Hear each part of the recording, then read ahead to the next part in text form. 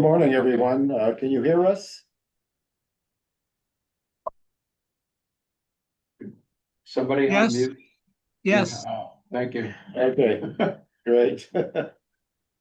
We'll wait just a little bit, so we get everybody, coming in. There's, one more person there. I see. Okay.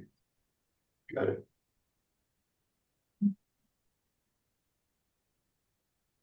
Okay, more, let's see, there's some settings here, I can. Yeah, it sort of disappeared then.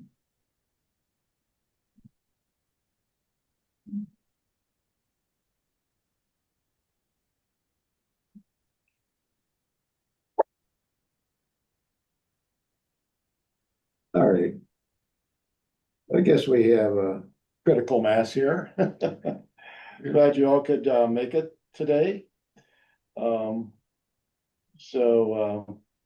you probably know, my name's Joey Carboni. We have Wayne Blanchard and Connie Lancaster and Leland. I'm sorry. Leland Wilson. Leland Wilson.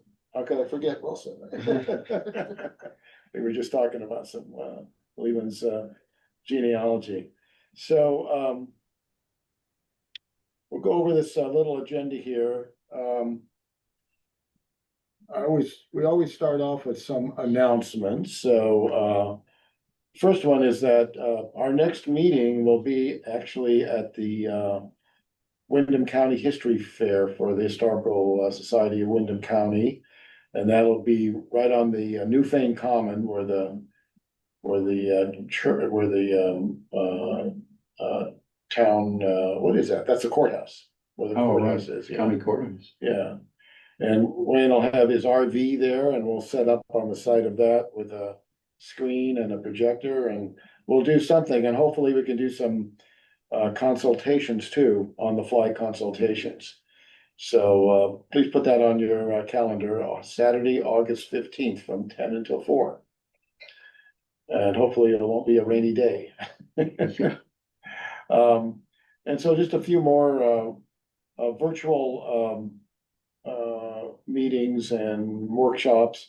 I picked these up from the Conference Keeper website, which you can subscribe to, and it's all the genealogy classes and courses, both in person, hybrid, and completely virtual. So take a look at those, and I'll send that along. I'll send that list along when we edit our video. And by the way, this video is being recorded, so if you don't want to have your image on the screen, you can, turn off your video. But we will have this up on our YouTube channel, and we also give it to Brattleboro Community Television, and they schedule a time for broadcast, and also it's available on their YouTube channel.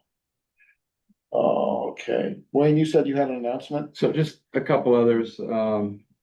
We did a program on Revolutionary War soldiers, and I received an email from Fold 3, which is a website that has a lot of military records, and they are offering free access to their Revolutionary War records from now until July 6th. So for the next few days, if you have ancestors that far back in this country, it's an excellent website for to find out about what they did during the Revolution.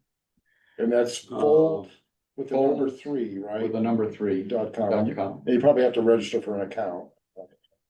Maybe, I don't. Yeah.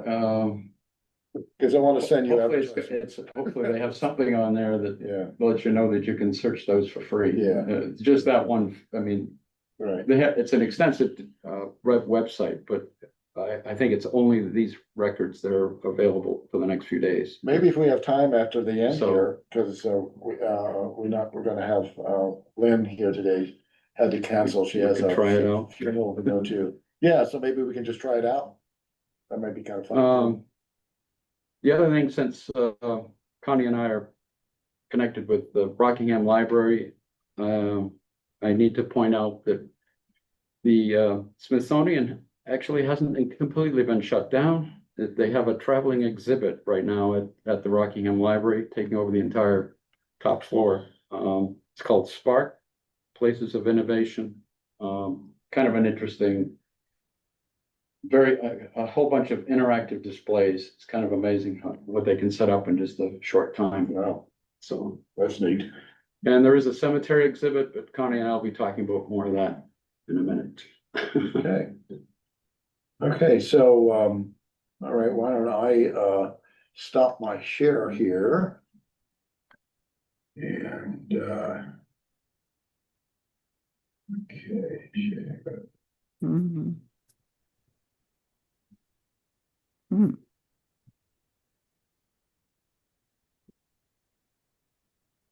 Okay.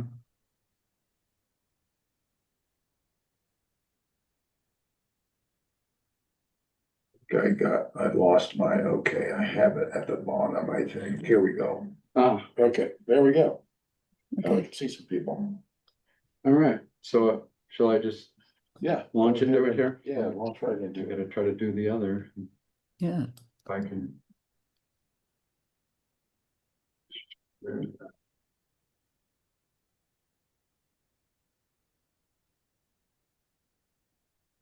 Play.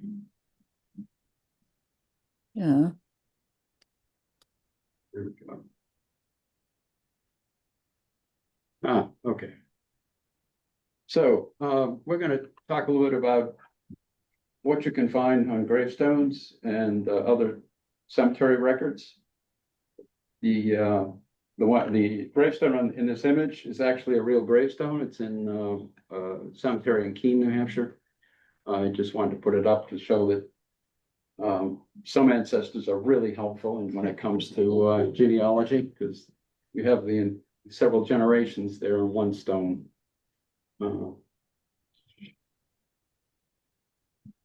So, I mean, the first step, obviously, if you're going to look for the gravestone itself, you need to find out where it is. The death certificate is probably the most straightforward way. Usually, they indicate on a death certificate where the person was buried. There are some excellent online databases, and I think we've done some programs in the past about Find a Grave. There's another big site called Billion Graves, although as far as I know, they haven't reached 1 billion yet, but it's a pretty extensive website. I have not tried this, but obviously funeral homes must keep records of burials and so forth. So if you can find out, well, often in an obituary, it might say what funeral home was involved. Denver Public Library has one of the bigger Oh, does it? funeral homes there, yeah. Huh? Yeah, it's been very helpful. Yeah, Those kinds of things, yeah. and well, I don't know. Here in Windham County, I suspect the town clerk is probably your best bet in terms of finding that. There's cemetery sextons, managers, and so forth that also could have information. So this is an example of an older death certificate, and I just wanted to illustrate here that this James French died in Concord, New Hampshire, but he was buried in Porter, Maine, and those two places are not really right next to each other. So, to find the actual gravestone, this was particularly helpful. And it does list on here, well, he's called an undertaker at that point. I don't know what happens to those records if a funeral home goes out of business. I haven't tried to pursue that, but there might be a way to do that. Online, this is an example from Maine. On Ancestry, there's a Nathan Hale cemetery collection, a Maine collection of records. Very helpful because a lot of times it'll give you the relationships between the people. And It's great. the In a larger cemetery, there'll usually be an office staff that can look up a cemetery plot and tell you where it is and other information that are, that they have on that plot. Here in, as I say, like in Brattleboro or Rockingham, the town clerk has records of burials. So that's not his first name, Major, right? I think Because that's, I think that's a title. His rank, yeah. Yeah. Major James, Major French, Major James French. So you really want to take a close look at everything that's on the stone, and some of them can be difficult to read, and we're going to talk a little bit more about how to make that a little more visible sometimes. And there are also a lot of times symbols. The illustration is from a book about symbols on gravestones. We'll do a little bit about that, not very much, but a little bit about that.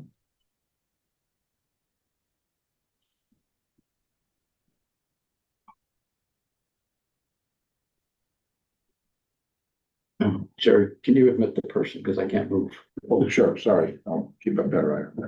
Sorry. Well, thought that was the problem.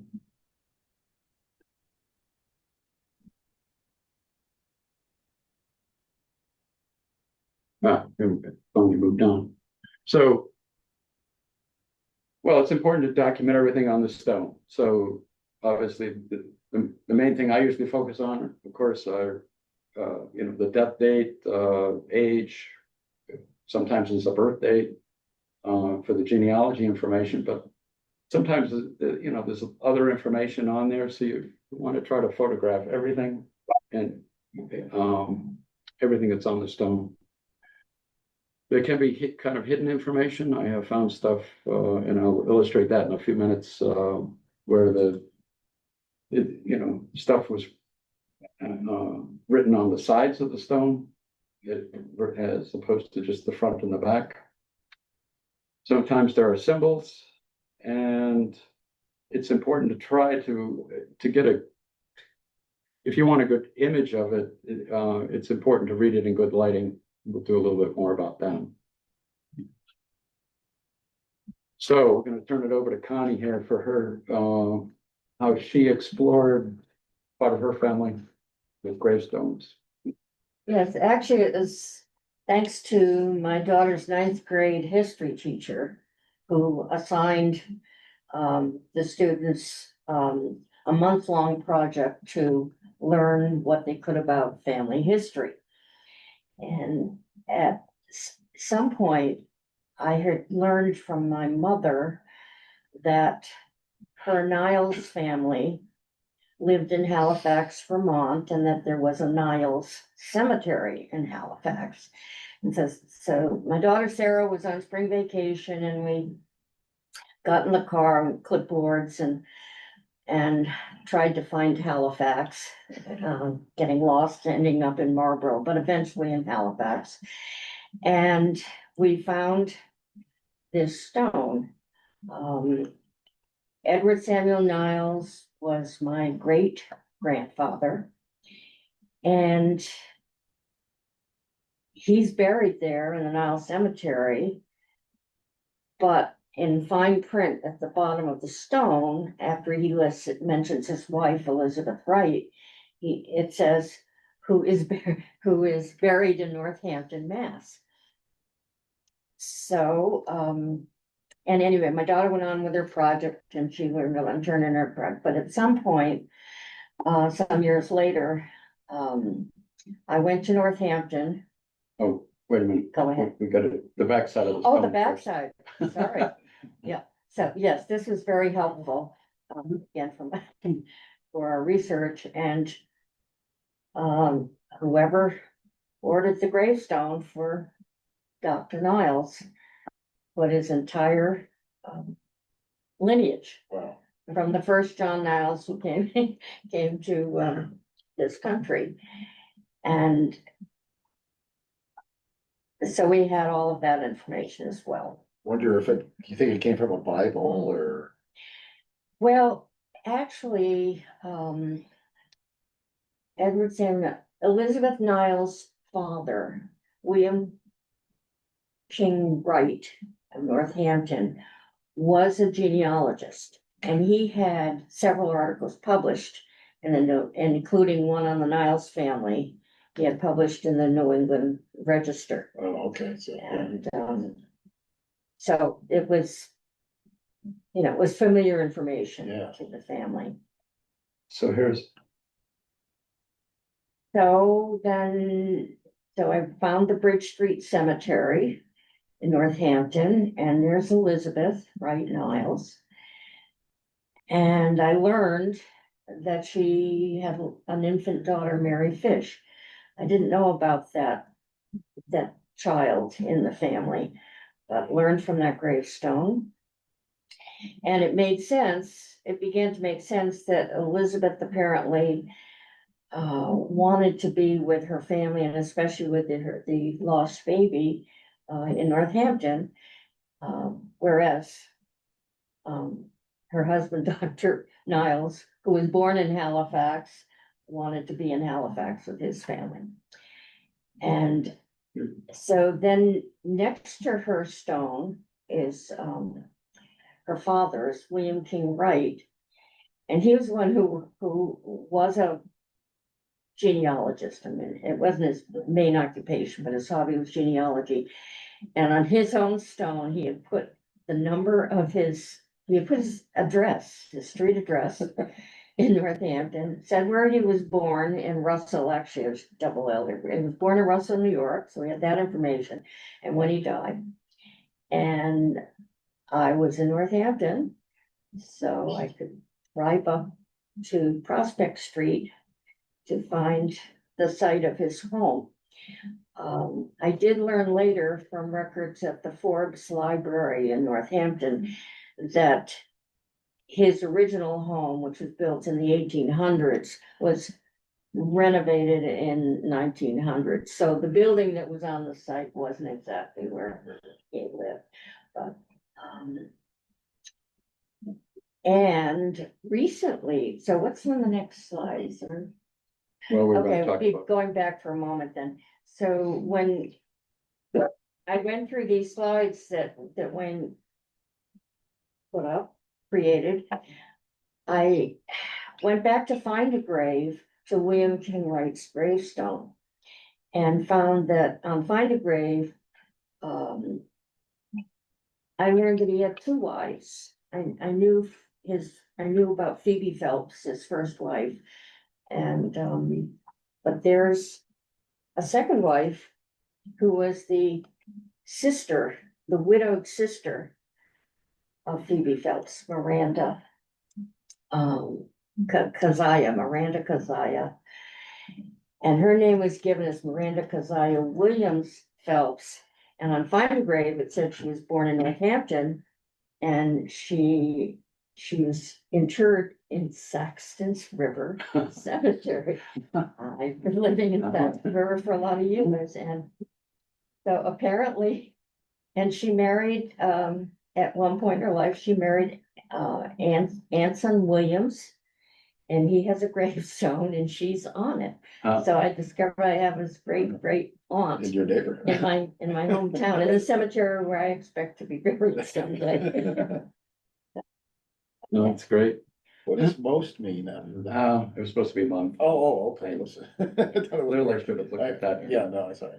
79 years, 4 months. Well, I thought it was like a Yeah. little bit more than 4 Jeez. months, So it's quite a trail from Yeah, Yeah, yeah, no, the interesting. ninth grade history project. yeah, really. It's incredible. So on the previous slide, Whoa. I'm sorry, maybe I should have. So Mary Fish, that was her. Where does Fish come from? Oh, okay, in Halifax, so, her father, let's see. Her husband, Edward Samuel Niles' mother was Mary Surviah Fish. Oh, And there's a okay. Fish family in Halifax, and Oh, there's so. here- graveyards, Wow. Was that like her middle Samuel name? So it's Fish probably was a middle- minister Like a in middle name. Halifax. So they captured that Yes. ancestry just by putting it, that's what a grave. Yeah. Very fish. Very helpful. Thank you for asking. Okay. So, well, in a few minutes, we'll get into a little more about some of the early slate gravestones. And sometime, if you get the light just right, everything really pops out very clear, and it's as if it was just made yesterday. But you have to be able to control the light. So, Connie mentioned she likes to carry a mirror with her to be able, if the gravestone is in shadow. I like to use a collapsible photo reflector, just a little more portable to carry around, and it can expand a good size. Sometimes even a flashlight might be useful. Anyway, just to try to get the part of the stone that you're trying to record in the best possible light. And then sometimes I literally have just waited for the sun to be in the right position. So, I mean, obviously I can't do that if I'm traveling somewhere, but if it's nearby, sometimes I just realize, well, it's all in shadow in the morning. It's going to be in the sun later in the day. So just wait.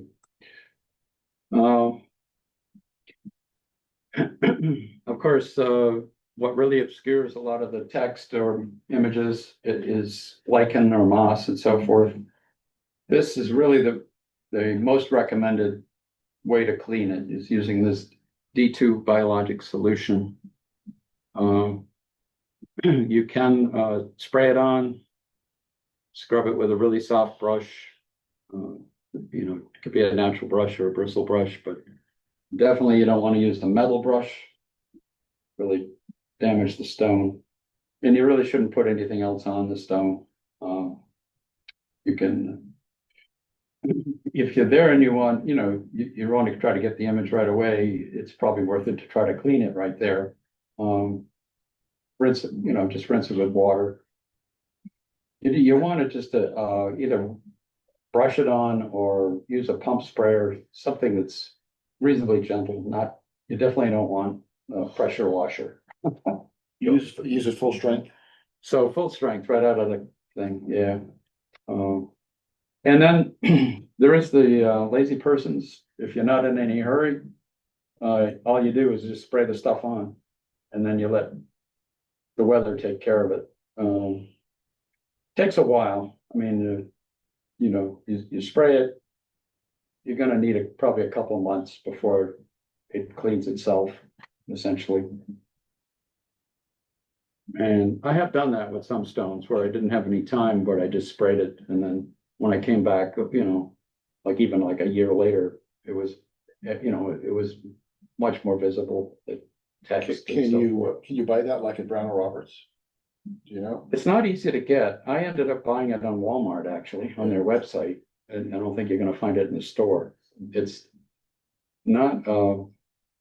It's available online. It's available. Yeah. I did it online. I bought it through Walmart.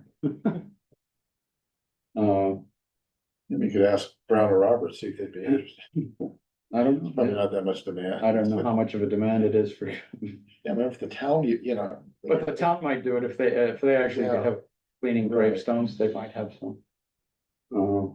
I mean, I think that's typically where. There's some sites I found online, they only sell to businesses that are cleaning gravestones, not to the general public. maybe the Wyndham County Genealogy Interest Group could go into business. Is there a cemetery restoration group in Brattleboro? Well, there's this, cemetery committee Committee, from the town of Brattleboro for the They- public maybe cemeteries. they could buy it. Yeah, Meeting House Hill is a private cemetery, Oh. in Brattleboro, the biggest, oldest cemetery. I don't know if it's biggest, but it's the oldest. Last fall, we applied this to every gravestone in the Fish Cemetery in Halifax. Oh, you We did? sprayed every stone, Wow. and in the spring, I mean, it looked beautiful, though, so, Beautiful. yeah. it just, Did it take, how many gallons did you just do? Well, they have a cemetery restoration committee Yeah. and, a member of the committee, had, it's a gallon size, but, we used, I bought spray pumps at Tractor Supply and we used spray pumps to spray the water on, and even plain water, you spray plain water on a blackened stone and you just see it starts to Wow. drizzle down, but, it works wonderfully well, and, the only thing that it doesn't take care of is lichen and then a very, plastic, putty knives take care of the lichen. After, yeah, to let it sit for a while. All right, so again, this one, I just wanted to emphasize well, part of it is the difference that lighting makes. These two images were taken at the same time and it's the same stone. It's kind of an obelisk. So the mother or the wife of this Francis Fisher, mother of Willie here, is is on the front face of the stone. Willie Fisher, which I did some other research to find out to show that he was a son, was on the side. But as you can see there, it just depended on how good, how the light was hitting the stone. Yeah. In her image, it was coming in from the side, and in his image, it was like face on, so the lighting makes a big difference in terms of what kind of I wonder if you a could like, recording you can have. enhance it with tools, Well, something, in this case, yeah.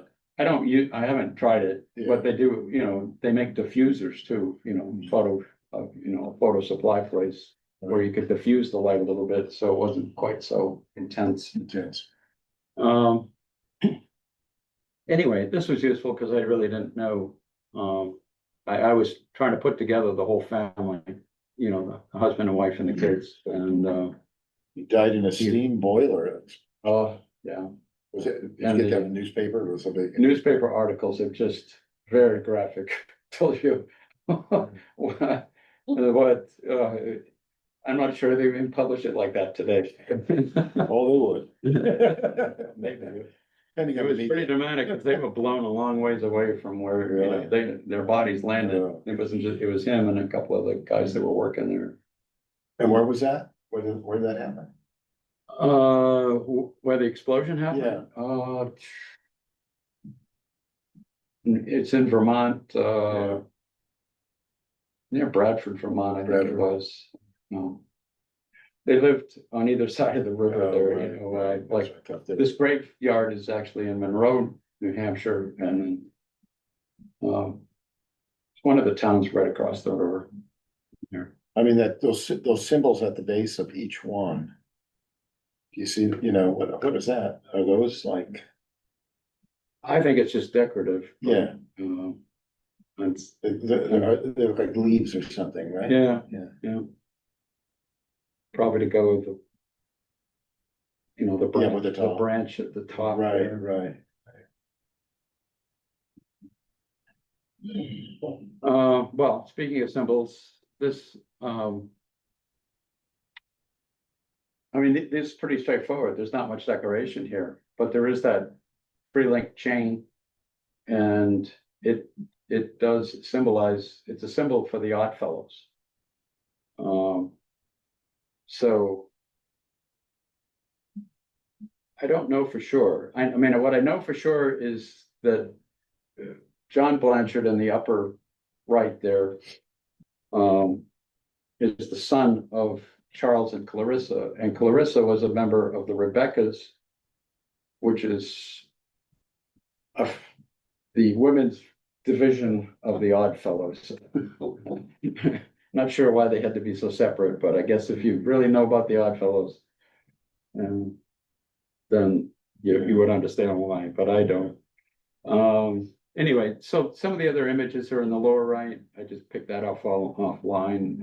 Evidently, they used other symbols, but primarily it's the link chain that stands for friendship, love, and truth. I mean, it was kind of a service organization, I guess. Fraternal societies. Uh, Although Connie was telling me they had very elaborate, costumes that they would wear at meetings and so forth, so. One They're of in the museum at the Saxons River Historical Society. The Main Street Arts bought the Oddfellows building and they unearthed the stuff.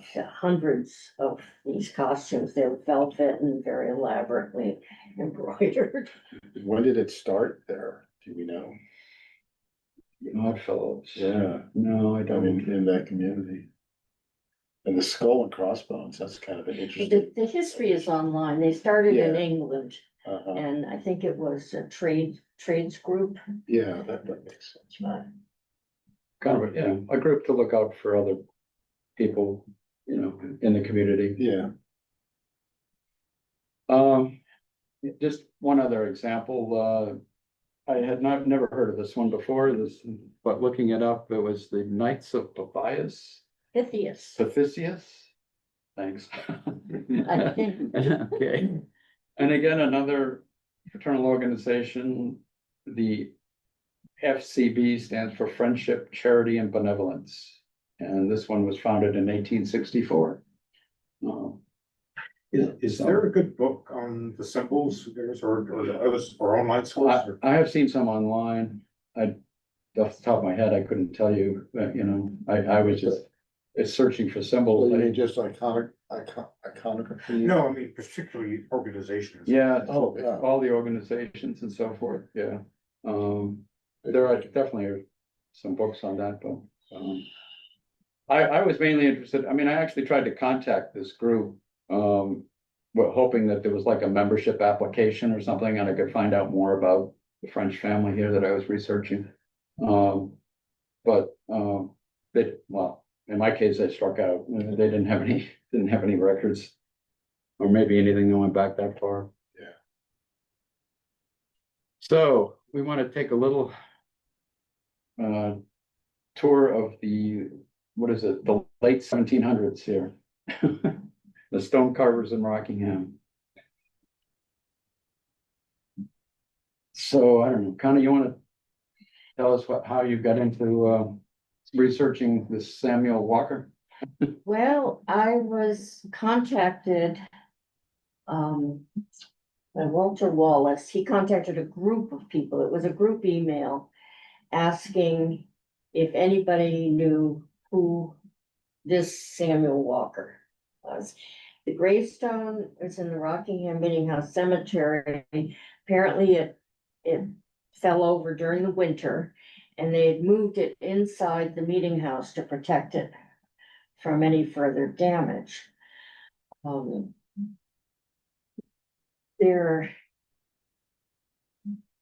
Ann Manor McCarty, who's on the cemetery commission, knew that I had been doing research for people about the burials in the Saxons River Cemetery, and there was a Samuel Walker stone in the Saxons River Cemetery, but I started checking out various Samuel Walkers, and we have fairly extensive information about that Samuel, and so in no relation. So I just started Googling Samuel Walker, just Googling the name. And one of the things that came up is this beautiful image on the right. And apparently I found out it was a photograph taken by a woman in Putney about 20 years ago. And she was just photographing iconography. And she had posted this on her webpage. And the question arose, who did this carving? And anyway, we've it's been a while.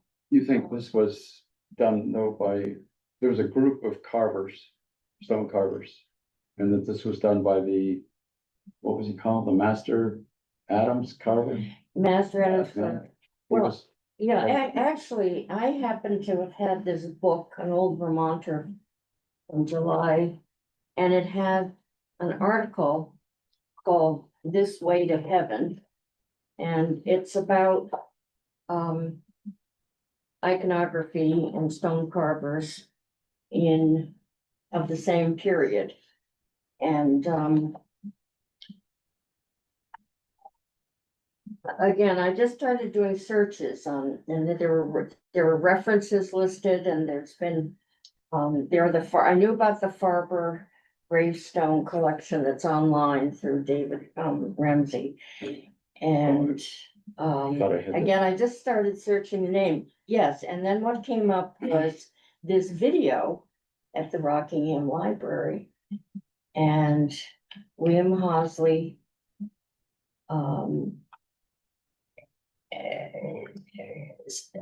show, he cites many of the stones and talks about using the gravestone iconography as teaching, learning assignments, teaching for teachers to get students working on various things.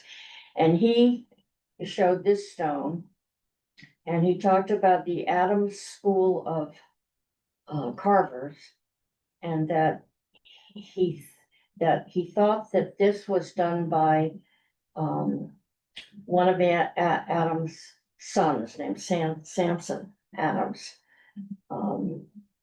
And anyway, That's good. Yeah.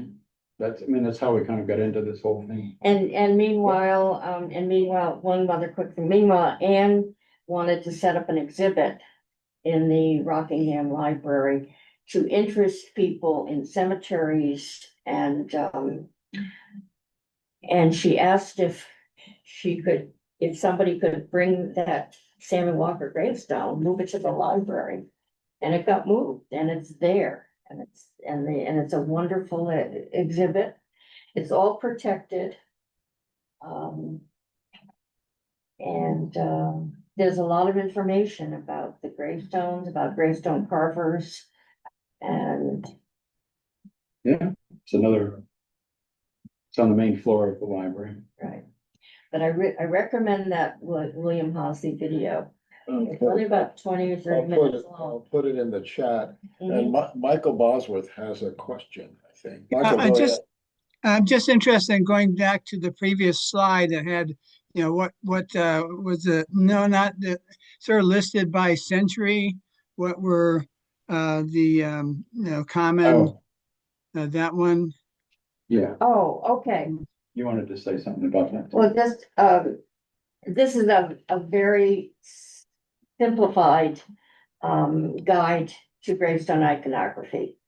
And the earliest stones, the ones on Cape Cod, and then, the ones of the Puritans and Pilgrims tend to have death's head, skeletons, skulls. And by the 18th century, there was more of a focus on getting to heaven. And so you have cherubs with wings, you have souls, and soul effigies is a term that's used. The round faces on stones, and especially in the early 1800s, are supposed to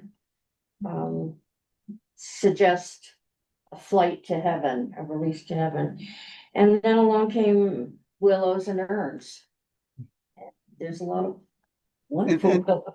and why- urns why- are- Why willow trees? Because they look like the tree is weeping or something? Well, why willow trees? I You have an answer for that? I don't have an answer for that, other than that, You might be right. Maybe that's why it's willow. that I know that I know about a gravestone in Halifax that has a willow with 12 branches, and it represents the 12 children. Oh, it's tree of life, probably. It's Yeah. suggestive of the tree of life. Makes sense.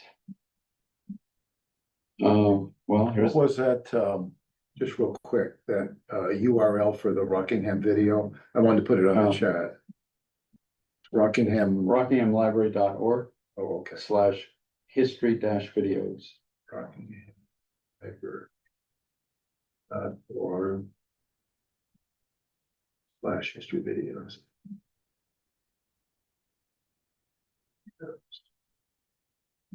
Okay, got it, I think, thanks.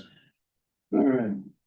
So these bullet points actually came out of one of the articles that we'll list that in the presentation too, but he carved on this, they're all slate stones, but just some of the characteristics, and we have some examples of that, the stone itself has kind of round shoulders and it checked borders. The circular soul discs of faces are again another one of his. This carver called Moses Wright. Some of his work. The eyebrows and the nose kind of all form one unit, if you will. That's another thing that's frequently found in his gravestones. The faces usually have something beneath them, like a large neck or body. The tree, we think, represents a marriage tree in this case, in the example I got there, or the biblical tree of life, as Connie was just mentioning. And frequently there are columns along the sides of the stones, which I guess represent the gates of death, according to this article anyway. I'm certainly not an expert on, what everything means, but Symbology. anyway, that's what they say. Oh, well, we'll leave this in there. There's several very useful articles about these Rockingham carvings. Well, as you can see there, some of them are just, the first two are just articles. The third one is a book, which is excellent in terms of hundreds of images of New England stone carving. And then, as Connie mentioned, there's a Farber Gravestone collection online, which is part of this David Rumsey, which is usually, you usually think of maps with his website, but I guess this way you'll find gravestone collections as well. A nice high quality images on there as well. So we wanted to give another example here of, this is one that's frequently referred to as some of the work of Moses Wright. Connie, you're gonna read an excerpt from. Want to do that? But I could come back to the image, but Okay. let me just.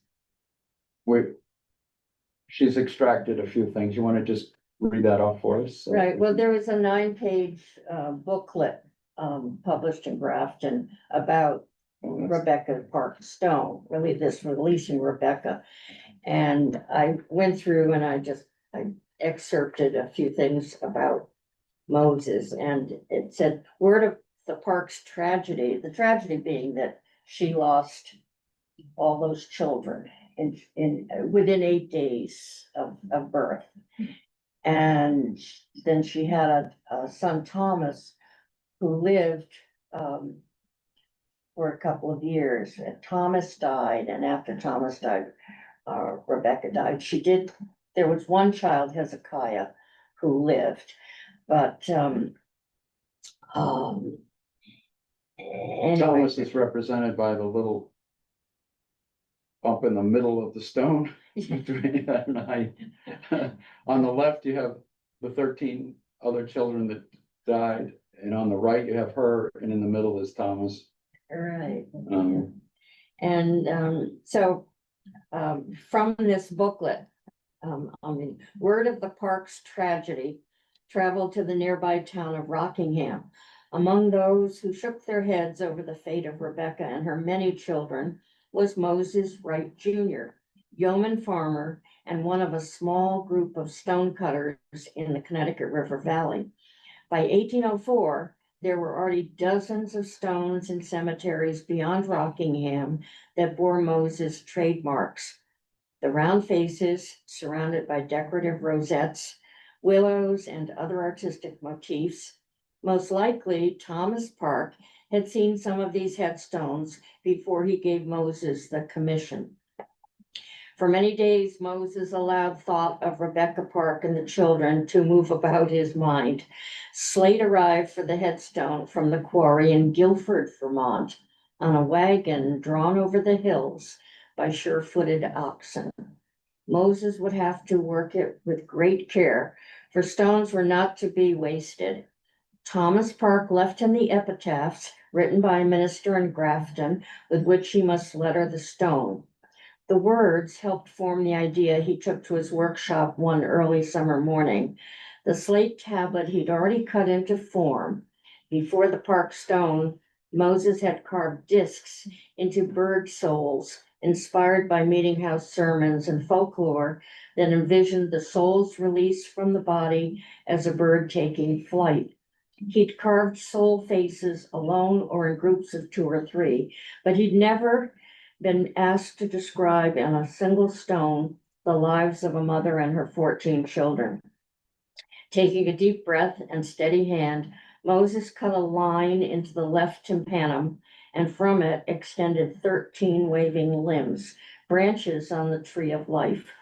Then he sat back and rested a while. When Moses picked up his compass again, it was to hang upon each tree limb a perfectly round little face, one for each child. At last, with the final pair of eyes open and looking back at him, Moses stepped away from his work, closed his eyes, and paused to allow all 15 souls before him to ascend unimpeded to heaven.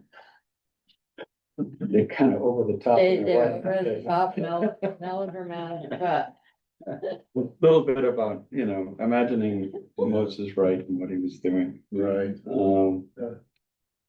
So I don't, this is just another example of one of his stones, and the columns, as you can see on each side, and the faces is inside other columns. I don't really know if it's just decorative or whether it was really symbolic or something. But it is the same image of a face with a rising up from a little heart that's there. Can you make out So all the word there, or there are a couple of Yeah, questions we can look at afterwards. Yeah. A doodle. yeah, I don't. I do your worlds. Well, Yeah, it's too I hard. don't know, can't make it out. Probably have to look at it. if Expand. you know to find a grave might. Yeah. Just, we were doing a little bit about trying to identify Uh-huh. what some of it, gravestones that we knew that he had actually done. And this one's pretty obvious because he signed it down at the bottom. So, and this is another one. It's a little different than the usual ones. So that's why I wanted to include that here as well. I might point out too, this is a great time if you were looking for Revolutionary War ancestors, because usually there's some group that's put flags out to show you exactly where they all are. Find a grave is doing little badges. Little badges of Yeah. that. Of course, you gotta be careful because, in this case, the little badge on the right is from the DAR. And this flag is new. They just put those out. You have to be a little careful about just assuming though that Right. what you find next to the gravestone, I mean, it could have fallen over and somebody just stuck it in the ground somewhere else. But in this case, it really was a Revolutionary War soldier. And I mean, like I said, it's a little different than the others because there's no disc there with a face on it. Yeah. So I thought it was Right. interesting. And the way we discovered that it really was done by Moses Wright is that this is from the probate record on this Cortis Morgan. And down, in part of the well, it's not an inventory, it was a list of payments made after his death from his estate. And Moses Wright is there. He was paid $12 for the gravestone, so. And I suspect he probably did a couple of the other family members that are right next to it too. It's very similar. It makes sense. But this was the only one I had kind of proof. All right, so cemetery records. The plot records, well, it can be a little deceptive because the person who has bought the plot isn't necessarily the person who is buried there. So there are records, and even some going pretty far back. A burial register would be a town record that probably would include things like the cause of death, the age, and what town they died in. It's important to verify the information that you find on the gravestone with other records, I guess is the main point I wanted to make there. This is just an example of, a map of the Meeting House Cemetery where a lot of these gravestones images came from. Exists, and there's a key to go along with each lot. And again, it wasn't so much helpful to me because it doesn't tell you everybody that's buried in each plot. So, but it gives you a starting point. In terms of research strategies, so it's important to check out the neighboring graves. It's kind of a standard thing in doing genealogy research to look for other family members, and the grave plots can be a big help there as well. It's important not to just reject some of the neighboring stones because the name might be different. I have run across ancestors who some of the ancestors spelled their name one way and some spelled it another way. Like an example would be Byram, B-Y-R-A-M. It's also spelled B-Y-R-O-N. So it looks totally different, but it's still part of the same family. That happened in my family. And you've had some really good examples, right? Sparrow and Sparrow, and they argued all the time about Which one? I did have somebody come into the library a while back who had French Canadian ancestors, and one brother took the father's surname, and the other brother took the mother's surname. But so they're all the same family. So it can be tricky. This is another example.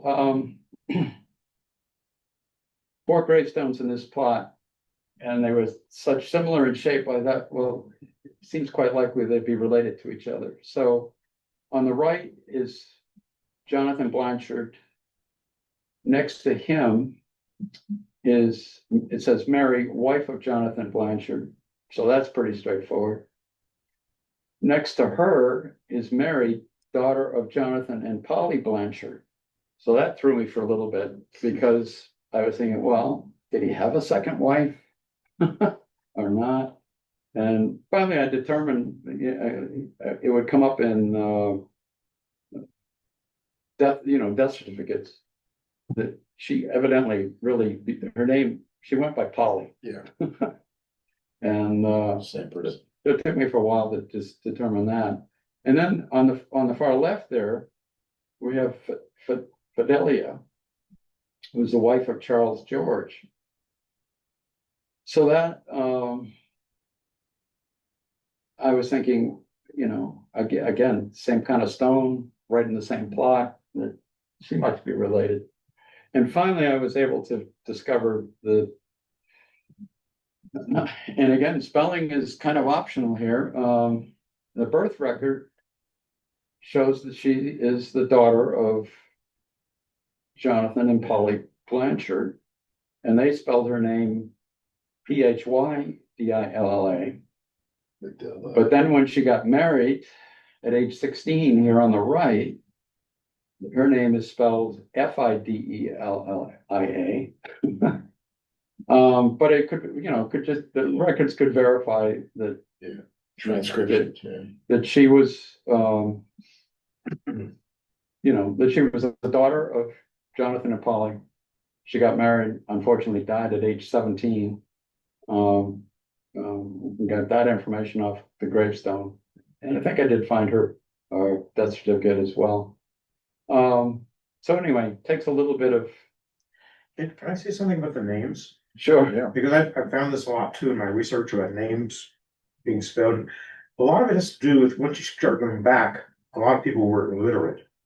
And so they're relying on other people to write their name down. Yeah. Well, that would So it make sense. depends on Yeah. who was writing their name down Right. and how they'd interpret it. Right. Yeah. How they spelled it. And these are all transcriptions from another record, So, well, Right. these are, yeah. because these are just, Yeah, these these are are those more modern cards. days, so Yeah. they.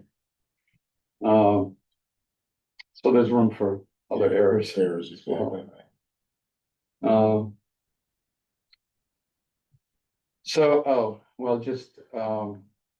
I just included the websites.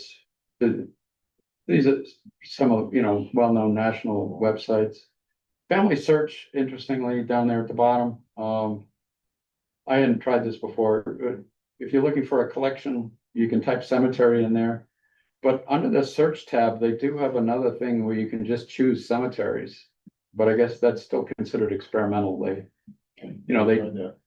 Family Search does a lot of experimenting before they decide that it's open for real kind of thing, but you can get there that way. So I think that's about it. Some comments and questions in the chat, so. Let's see, 5 new ones here. Start with the first one. Okay, Kevin says, we have some unique stone carvings in Dover. Have you seen the hand with the finger pointing up? Who did those? Well, Dover. that is a fairly common image, I think, is the hand with the finger pointing upward. Right, I believe it means they were spiritualists. I've seen that iconography with Well, use in spiritualism. the William Hosley video, that question came up. It did? And he talked about a Yeah. certain time frame, sort of mid 1800s. Yeah, so that would be a good one for Kevin to watch then. Yes. To get. In terms of who did it, I mean, if it's a slate gravestone, those are generally earlier ones. And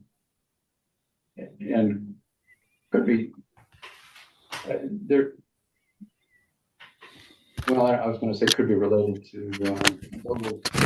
I'm not sure what geographical area that these stone carvers covered, but I think Moses Wright pretty much worked in Rockingham. But there were others that were other groups of carvers, kind of had their own style. So it might be something like that.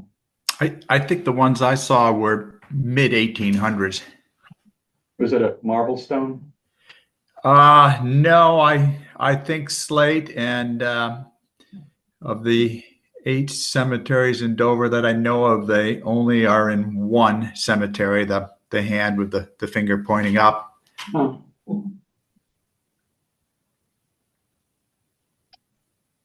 Okay, Richard Burrell, company in Berlin called Atlas Preservation.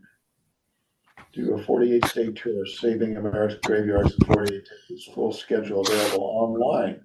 Oh, interesting. There's one in Suffield at Old Cemetery from 9 a.m. to 3 p.m.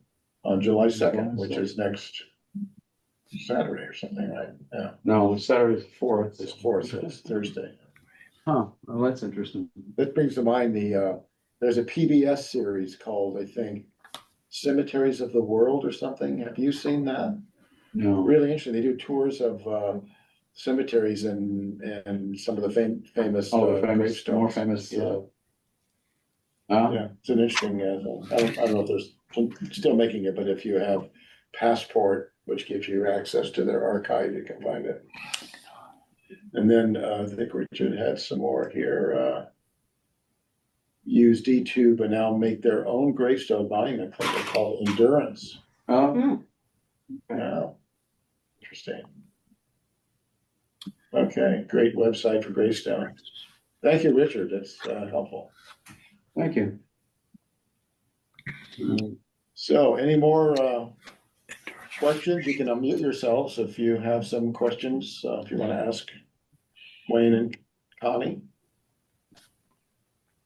Well, no, nobody else has one right away. I have sort of a follow-up on the issue of using solution on gravestones and about lichen. One time this came up in my own life, it was down at the graveyard at the corner of the Boston Common. And quite a few of these stones there have a fair amount of lichen. And it was my first time sort of doing this kind of exploration. And I sort of just used my hand and, it wore off skin after a while. But along with solution, is it okay or is it not okay to use some kind of implement? Or is that a bad idea?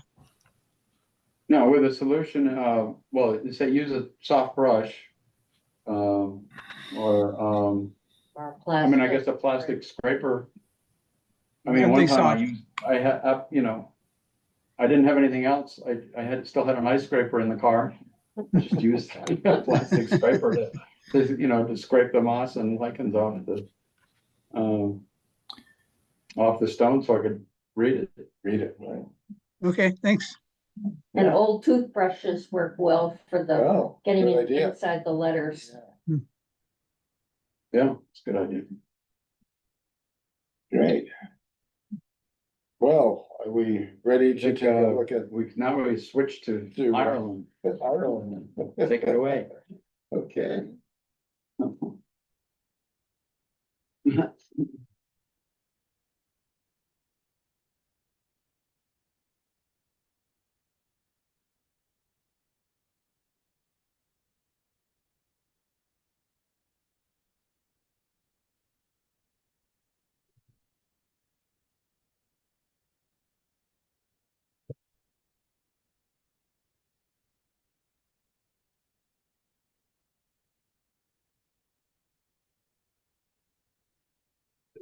Jump ahead fast there.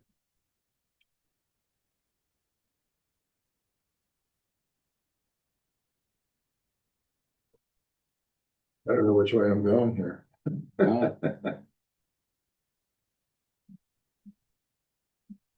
What did it start out at the end or something? Yeah. Oh. All right, let me get back to it again here. I think it quit on me now. There we go.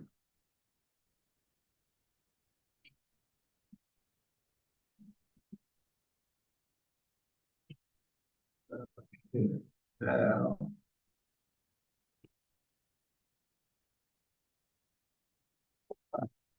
Oh, you gotta What's start going- to share again. yeah.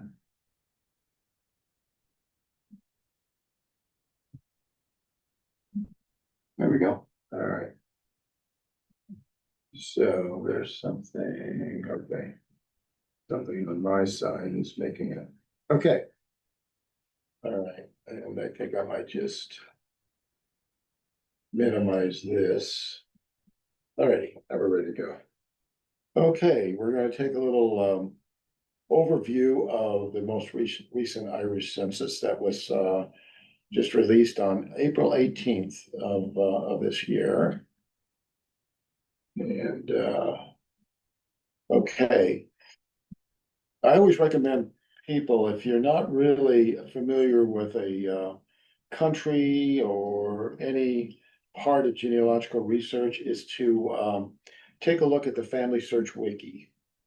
And it's very easy to get to. You just, if you don't have a free account on familysearch.org, I highly recommend it. It is the largest free genealogical database, and tons and tons of records. So if you go there first, just type in Ireland in the search statement in the wiki, and it'll bring you to this page. And it really does break down various aspects of the records that are available. Maps, so you can see where the counties are, or other, geographic designations. Topics, getting started, guided research. And then the record types, which will lead you to other pages that give you links to their information and databases in Family Search. So at any rate, that's just a little commercial for Family Search, which I really enjoy. Okay, so let's get going. And in Gaelic, it's Seilun. I probably didn't pronounce it correctly, but and that means let's go. Anyway, one gets to the Irish Census through the National Archives of Ireland, and the search box is there. So that's where we're going to go today. All right, so the background for the release. The Irish Census since 1821 was taken on the one of the year, so 1821, 1831, 1841, et cetera, et cetera. But there was some destruction and maybe unwise decisions. So there was a fire at the Public Records Office called the Four Courts Fire in July of 22 that destroyed most of the records from 1821 to 1851. There are some fragments that remain, but most of them were destroyed. For the 61 to 71, the records were destroyed after their collection. That was a decision made by the British government for various reasons. One of them was to stop the curious people looking into the past. I guess that was one of the crazy reasons, but obviously not a wise decision for future generations. And for 1881 to 91, the records were pulped due to a world shortage of paper. So, I mean, all of this wonderful history, A lot of missing stuff. is basically gone. Yeah. So, anyway, there are other records that one can search, but the census. So 1901 and 1911, they exist and may be searched there at the National Archives. In 1921, a decree by the Irish Ministry of Affairs forbid the census be taken by the British authorities as an invasion of privacy. So they didn't do it. And that was when the Irish War for Independence was raging. But after things settled down and Ireland became the Irish Free State, they scheduled it for April 18th, 1926. And then after that, every 5 years, a census was taken. But there is a 100-year embargo on the census. So the last public release was in 1961. So that was the over 60 years ago. So just repeating myself here, 65 years ago, 1961 was the last one. Nearly 3 million people are counted, with 700,000 household returns. They recorded a 5.3% population increase since their last count, which would have been 1911, I guess. 26 counties are enumerated in the Irish Free State. But the census of Northern Ireland was also taken, but either lost or destroyed, so they can't find most of that, apparently. So in the 26 census, the types of information are available. There are two forms, Form A and Form B. Form A, typical census data, name and surname, relation to head of household, that was expanded, so they included other items in the household of the people related, age and sex, marriage or orphanhood. They expanded the birthplace, which got more specific to various geographic parts of Ireland. And because it was done under the Irish Free State, they actually had people could record their form in Gaelic. So they're, both English and in Gaelic. Religion, occupation, employment, personal, as well as the name of the business and employer. Information regarding the present marriage required for married women, and new information regarding present and previous marriages required from men, widowers, and widows, and the total area that they inhabited, especially in the country for agricultural holdings. On Form B, which is a different form, they told you whether the building was a private dwelling or another kind of building, whether it was inhabited, uninhabited, number of distinct families in each dwelling, and the name of head of each family, and then some statistical data, number of males, females, and the total population. So at any rate, this information came from a Family Tree magazine article I read. But I believe you can probably get it on the National Archives site too. So Form B didn't give you a whole lot of information then, really? No, it just kind of collected it in a way, and summarized it. But it might be handy to know whether it was a private or, dwelling house or some other kind of building, but or whether the building was inhabited or uninhabited, I guess. I don't know what they were measuring then in the census. Yeah. But it said just the name of the head of the family, Yeah, not the whole family. right. But you can get it in Form A. Oh, okay. Yeah, see that. So these are not one or the other. It's Yeah, both. no, it's both. Ah, Yeah. okay. Okay, so that's what a Form A looks like. And apologize, they can't read it, but you can, get it there on the website, but that's what, they were enumerating on. And this is what it looks like in Gaelic. Good luck. Okay. Where, And this is what the Form B look like. So this is what the first page looked like, and then there was a back portion as well. And I think I might even have another exhibit, but maybe it comes later. Anyway, so how to find your relatives? Just, what we all use when we're trying to use genealogical research, different spellings, try alternative spellings, or use the wild card to replace part of a name. Wild card searches, especially, and they, sort of emphasize the McCarthy, McMahon, and then O'Reilly, O'Rourke, O'Riordan, and more. Check O apostrophe and no apostrophe for O'Reilly. Use the MC, the MAC, and you're gonna find a lot of those in the Irish surnames, right? And the Irish version of the name. Now, that would be, I think, kind of hard for us if you're not familiar with the Gaelic, so maybe there's a source, and I didn't look any further, that would give you some of the more common, names and their equivalents in English, so that would be handy. Search with or without fadas, and I didn't know what a fada was. It's the little upside down accent mark. Uh, And it means, it's the way that the word is pronounced. You elongate the vowel. And if you don't elongate it when you're speaking, it can mean something entirely different. yeah. So Huh. that was interesting from a, pronunciation point of view. If you can't find a person, you look for other family members, sibling or spouse.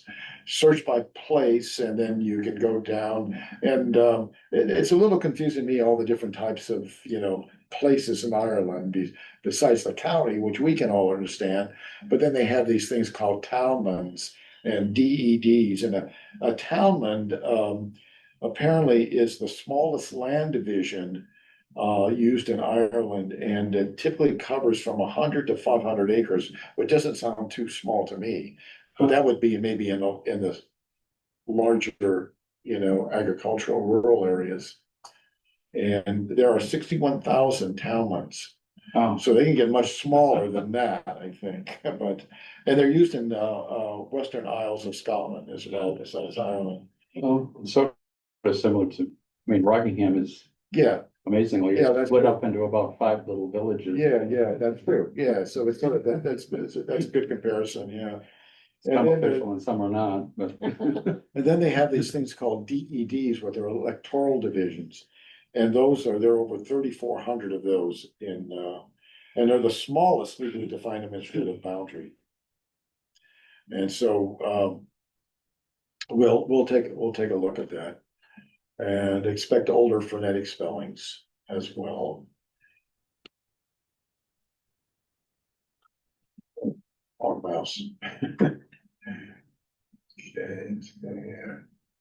Okay, so there are two landing places you can get to in the National Archives. If you go to the first one here, which is just a search the census, you can search the 1926, but here you can do all of the years. So you might want to try that, if you want to search some of the other years that, start with 1901.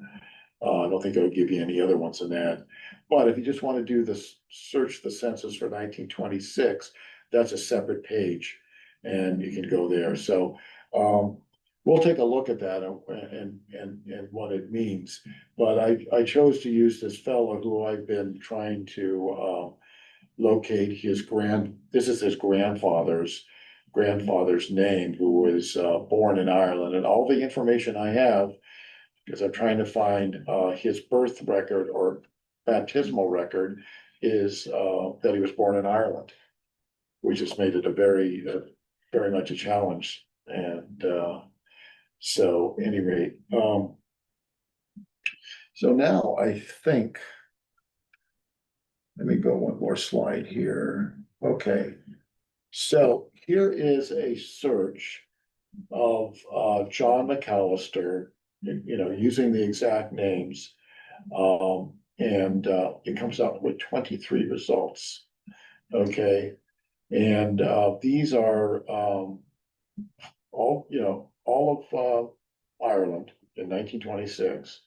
And those are the exact results. So if I wanted to expand this search and maybe think of other ways it was spelled, I would use some of these wildcards, because obviously it could be, it could have been that. But so in this particular display, it gives you surname, first name, age, county, townland or street, and this DED thing that I mentioned. But you can filter and sort it by any number of ways, and we'll take a look at how that works. And you can narrow the results. You don't hardly need to narrow your results in this particular search here, but if you had a lot more, then you might want to do that. That's pretty good, 23. I thought the name might be more common than that. Yeah, You'd have hundreds. yeah, but that's like the exact spelling, so. Oh, I found for this, I found MCALISTER, so not two L's, so use of one L. So if I had, done that with a wild card, I might have gotten a lot more. But, and the other things you can do with this is you can download a list, and I'll show you what that looks like, to a CSV file. There's a CBSC computer separated as CSV file, which is like an Excel file, and then you can analyze it that way, or you can create a link to the search results, send it to somebody else, and say, hey, take a look at these, and it goes right there. And you can sort. So did none of those ages match the fellow that you're looking for? I mean, did you know? No, You didn't know what his birthday was? well, it was between 1841 and 1845, so it wouldn't cover this time period. As he's got, so 60 that would be like he was born in 1860 or so, right? This guy here. So, I mean, I may go back through my research, because I actually, I wasn't even looking at census. I was looking at, baptismal records and trying to figure out from that point, going back to the 1840s, because you can do that in Ireland, is use baptismal records, because those have been captured. But, so I might try this and go back and look using this, and see if I get some old guys, but he was already in the States apparently by 1857, so. Oh, So. so you might not be in that census Yeah, at you all. gotta be in that census at all, yeah. But anyway, so what I'm gonna try to do now is do another share here and get to let's see, let me look at my first.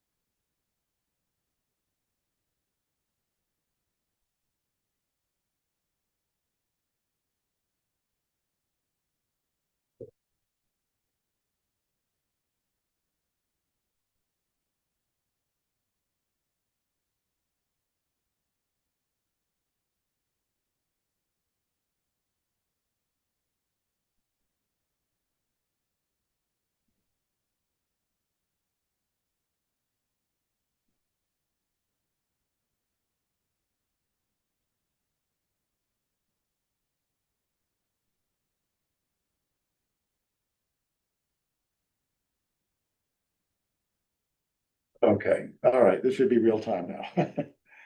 Hopefully, so anyway, as I was saying, we could look at some of these things and how it changes. So at any rate, we're viewing this as a table.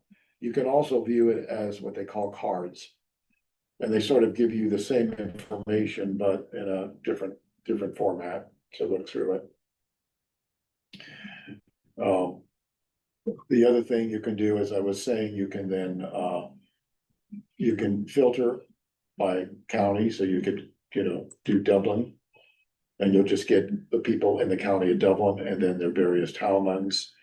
You can do the townlands here as well as another way to filter age. What does age look like? Let's see. Not kidding me, I need to back out of that.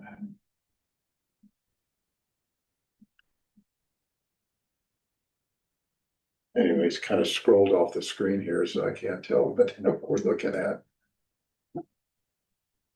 There we go, okay.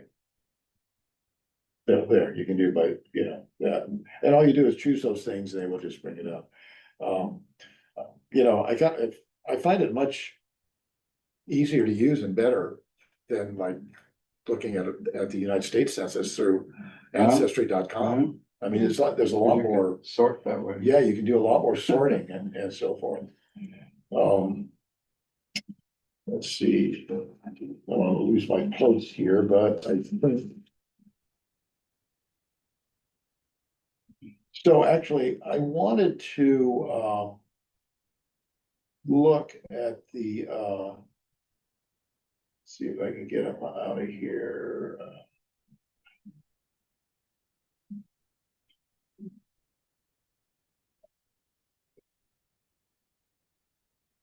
Okay. I want to knock, that's what I want to do. I kind of wanted to look at one of these townland streets. I wanted to look at Donabate. Let's see. Okay, I wanted to look at this guy because it kind of looked interesting to me. So you click on that. It's going to give you the single record of this person, okay?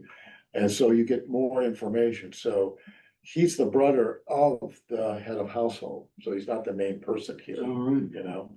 And then it gives you more information, his age, Church of Ireland, so that's the Anglican church in Ireland, not the Roman Catholic. He's married. And it gives you this other information we'll come back to. Here you can look at the household record, then which gives you everybody in the household. So it's telling you that Esther, age 74, is the head, and John is her brother. Okay, the sister-in-law is Sarah, so I'm assuming that that is his wife. Oh, yeah. Kind of the ages are, because And they're the only two married. yeah, exactly, exactly. And then you get the nephew, the niece, two nieces, three nieces, and here you have a laborer, so he's not related to anybody. And he's Roman Catholic. Huh. So that was kind of an interesting thing. Here you can download the household, you can print it, you can link to the record. I find this stuff really, very helpful, I think. And if we go back to the single record again, then we can look at the actual forms that they appear on. So let's see if this works. So it launches a PDF, and then you can actually look at the form and how it was taken. So in case maybe a mistake was made on the by the enumerator, you might be able to, or the transcription, you might be able to figure it out here. And there's a lot of scribbling here, which I haven't really analyzed yet to see what that means, but it's there all in it, it's raw version of it. Well, that's great, huh? Yeah, I mean, I find it very clear. And then, of course, you can, as a PDF, you can expand this, much more easily. And let's see, we'll close this out and we'll take a look at the form B1, which is the other form. And there, I mean, there's some interesting annotations on it. But down here, you see, this is the family again. I guess it tells you where you can find this on Form A. And so this is more of an analysis of it. But you come down here, and this is Esther. So she was the head of household. So these must be the families living in the building. That's what I'm kind of guessing, because here's Esther. She was the head of household, so she's the only McAllister listed on this page. All right. So these are all the more of a summary of who's in the building. Wow. I mean, I found this, so much more. And then B2 is just that statistical data.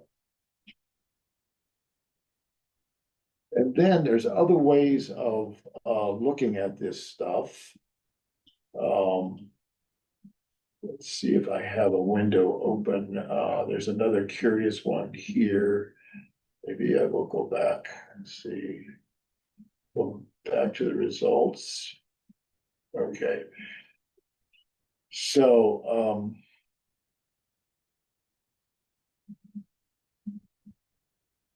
let's see.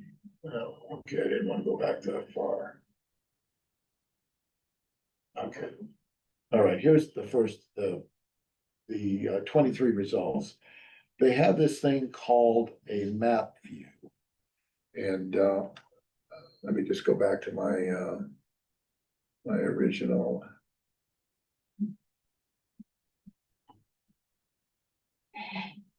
Let's see, PowerPoint there. Okay.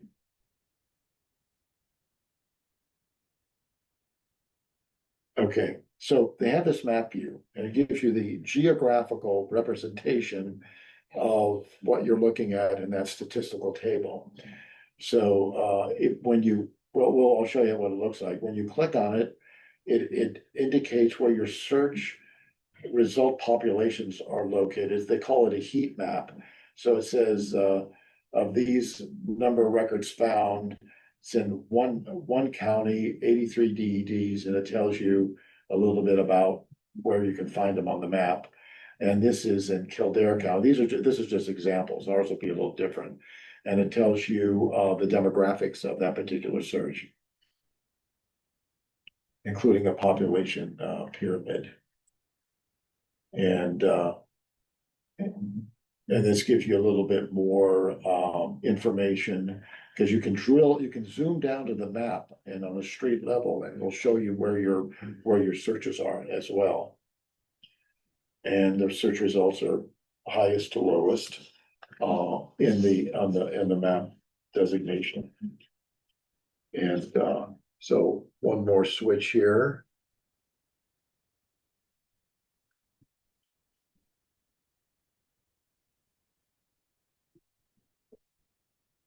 Okay, so when we click on this, we'll view the map. And so it found those 23 census records. And let me see if I can, okay. And then you can see where the 0 matches up to 2. And all of these places here are where those matches are. That was in that table. And then you can zoom in.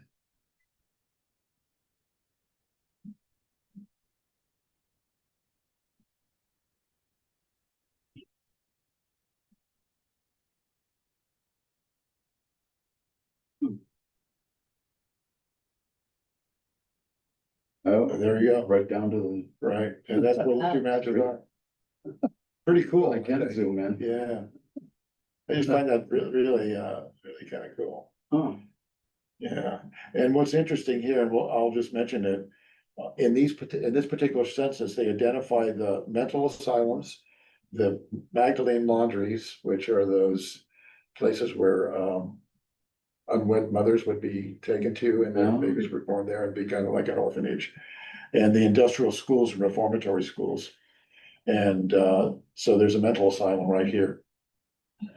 So anyway, and those are enumerated as well, so you can find out, the people that are who in, was there? yeah, because it's 100 years ago, so they figured that it's like, okay to do. Yeah. Yeah. So, I mean, I just found this as really an interesting, I wish, our census was like as easy to use as this one. That was really a great thing. So anyway, so that was that, and Do you think the then, maps are from 1926? yeah, they're long, yeah. They're old, the It old. said Ordnance Survey 1924 map of Ireland. Oh, okay. Huh. Okay, so that's what we're looking at. Okay, here's a little bit of information on the institutions and census, so. The reformatory schools, 53. So they tell you where they were kind of the highest in Cork, Galway, Dublin, Limerick.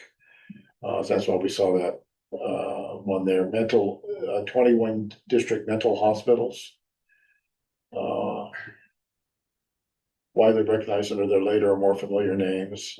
Dublin had 4 of them, Cork 2. Prisons, 14 prisons in 11 counties, and the Magdalene laundries. Run by religious orders, housewomen and girls were admitted for a variety of reasons. I think there was documentaries made of these places that I think you can watch on Netflix or whatever, but really interesting. And so these are recent updates. They're always looking for a correction. So if you come across something that doesn't look right, you can suggest a correction and they'll go back and correct it. So they're always going through looking for reviewing for accuracy, and they actually republish the databases so you can see what they're doing. So I found that is really transparent and very, very active in what they're presenting. And then if you want to learn more, they offer these free workshops. So there's one coming up on Tuesday, there's one in July, and you can register Eventbrite. And so this is 1 or 2 p.m. That's probably Irish time, so that would be a little bit earlier for us. It's not that early though, so yeah. Yeah. 1 o'clock, is it 5 hour difference? Should be about 5 hours. 5 hours, yeah, so that would make it what, 8 o'clock, 8 a.m., something like that, right? Well, that's Yeah. pretty helpful. Okay, The Eastern time zone anyway. that's right. So, anyway, that's all I have for that. Any questions that I probably can't answer? It's a great resource. Yeah, that's the way, I kind of learn things is really, do a presentation, then you got to delve into that. It's too bad it didn't help you though. Well, I'm gonna go back and, I never, don't. Well, because if he was born in, Yeah. how old was he? 18, you said 1845? 1840 to 1845, it's a range, because they don't really know it. I mean, what would be nice if I could identify a sibling, How could he have been here I thought you said, who was here in 1957? 1857, Oh, 1857. yeah. Did he? There was one manifest with a John McAllister, Oh, so it may not even be him, I mean, it's like, but, if I could find brothers and sisters that immigrated as well, research them, then maybe you can identify it in a household, I've been looking at pallbearers at his funeral. Like, could these people be related? oh, sure. Or if they're friends, if I research them, maybe that'll bring me back to a birth record in a location. So using those other ways of getting back, the family, friends and associates, I've found sometimes the people who co-sign marriage bonds right, are related. right, exactly, yeah. I don't think I've been able, he married in the US. In Maryland, and I have to go back and look at my research notes, because I don't think I found a marriage certificate for him. Death certificate I found, born in Ireland. Yeah, but, I mean, I don't know, maybe an accumulation of evidence will give this guy the ability to say, look, at all of these records say he was born in Ireland.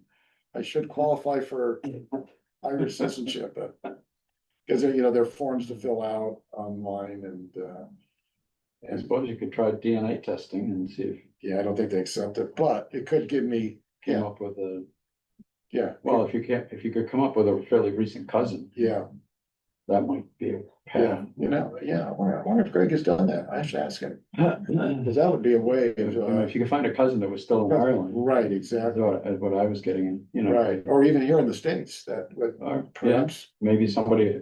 would have- that on his record it says I was born in this town. Yeah. Quite a hunt sometimes. Okay, I think that about does it for today. If we have no more questions, maybe we'll see some of you locals at the on August, what is it, August 15th at in Newfane. Oh, you mentioned something about a blog. What exactly is available online as far as this organization? Oh, okay, so we have a YouTube channel where these sessions have been recorded, when I remember to turn on the recording. We've only missed one. We are recording today. And then we have a Google folder where we upload our presentations. And we've been doing it since 2020, right? Something like Maybe, that. lost Yeah. track of time. Yeah, so we have 5 or 6 years of Quite a few things in there. information up there, yeah. And I'm happy to take your email, Okay. and then you get on our list. Okay. And you get notified. I'm finding though that the kind of research done in New England is very different from what I have to do, because Yeah, up in New England, like the families have been here forever. Whereas in like the South, you're dealing with the tracking migration. right. Yeah, same with me, 'cause Because there was the great migration down the Great Wagon Road in the 1760s yeah, that happened. So it's like you find it all, so your relatives track back to that. right, Because they Yeah, they I came mean- from families around Philadelphia and Baltimore. right. Is that what you're researching? Is that Well, that's part of it, because every time I try to track people back, that's like where they came from, because there were like a lot of German and Scots families that originated, they came over, they were settled around Philadelphia and Pennsylvania and Baltimore. And then in the 1760s, there was this great migration down the Great Wagon Road into the Carolinas and Georgia. And then eventually those folks spread Alabama, Tennessee, Kentucky. That does make it a lot more Yeah. complicated. But I would look at like the state archives of Georgia, South Carolina, and, there might be distinct collections of, documenting that Yeah, information. well, the fact is, there's more information than I could. Yeah. And travel to. With the last name of Wilson. Well, Wilson is only part of the Wilson branch is the one that I have the least luck with. Like, I just run into this dead end with James Wilson, I go back only so far. Yeah. But then I have all these Carsons and Carlyles and Hambys and other people I can go back into the Revolution. Yeah. I go back, so it's like, depends on what branch I'm. So have you done a Y-DNA test? Yes. You have? Have you, some of those tests? I have to be suspicious of that because it keeps giving me results about how I'm related to George Washington and all this stuff. But there should be like a family group of Wilson that you're related to. Well, that. Who'd you do? The Did you do DNA it? gives me nothing except people who are descended from that James Wilson. Yeah, you did it with family tree DNA? That's the one. No, I did it through Ancestry. Oh, they don't do Y-DNA. Oh, You're getting an autosomal test. okay. I don't know the difference, I guess. Yeah, Y-DNA is only done through family tree DNA. Okay. Yeah. It only Yeah, tracks, that's all the male line. because it's using the Y chromosome, Y chromosome. so it gives you information going way back in time, so it doesn't, well, it goes further back in time than the autosomal tests. Right, Could give way back, yeah. way back. But that's part of it. It's both good and bad, because then you need to try to figure out, But these people, Yeah. like if you're related. but it to- would be other people that you're related to. Yeah, these people you're related to, they create these family groups that you can communicate with, very easily on the family tree. In the surname groups, Yeah, yeah. And there might be several Wilsons surname groups, but you have to see Yeah. which ones, but. Well, the thing is that like there are other Wilsons that are in my family tree that are, that married in from other places. They're not Yeah. the same group. So it's like distinguishing all that. Yeah, this will just be the Y chromosome that you've inherited from way back. But that would also be interesting for the Faggots, because I trace back partly to the Faggots out of Germany, German Lutherans that came over and settled over in Philadelphia. But then the name got changed over time. It was Faggard, all kinds of different spellings Right. over the rest of the years. Right. Yeah, trying to identify that stuff. Anybody else have any Other- comments? any, Thank you, All right, Jerry thanks, and Wade Michael. both. And Connie. Thanks for coming, Thank you. Michael. If you have any more of the sessions you wanna talk about, let us know. yeah, Okay. or anyone else, if they Or have anyone something else, they want to, would like to do a presentation, we're happy to have you. Definitely. I Okay, guess we should say goodbye. yeah. See you August 15th, hopefully. See you